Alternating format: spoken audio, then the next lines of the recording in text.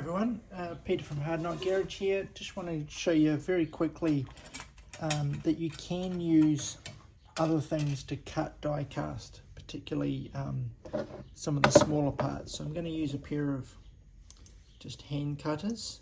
I have used bolt cutters before for other bits, but what I'm trying to do here is remove the bonnet, or the hood as some people call it, for this particular project I'm working on. It's a bit of a secret at the moment, and you can see it's held in. Let me just see if we can get right in there and a bit of focus. Right, you can see it's got these two little nibs each side of the hinge there, so really awkward to get at. You could probably get a Dremel in there, but you might end up cutting other stuff.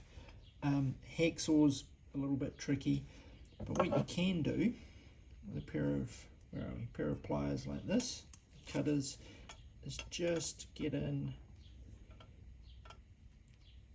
and I did it on the other side.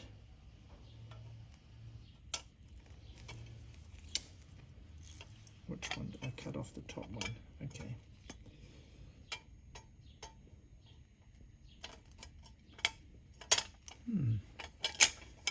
May need to edit this little bit out because it was quite easy getting the other one. No, I did cut the back of it off. Okay, now that I know what I'm looking at. Right, just awkward to do this on camera. So here we go. Right, so I can get a touch on there.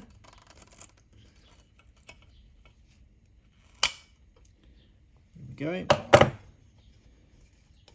And didn't quite come all the way off that bit.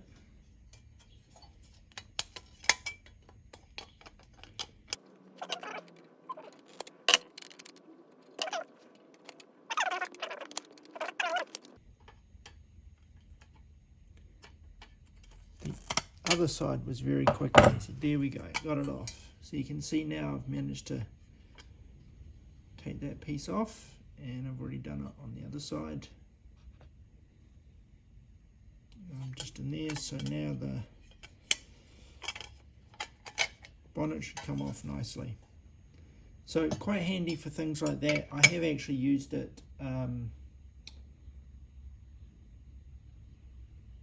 back out, I have actually used it to cut the roof off some cars when you just want to get a nice cut,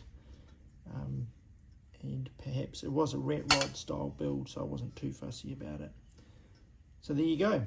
You can use hand cutters to cut die cast.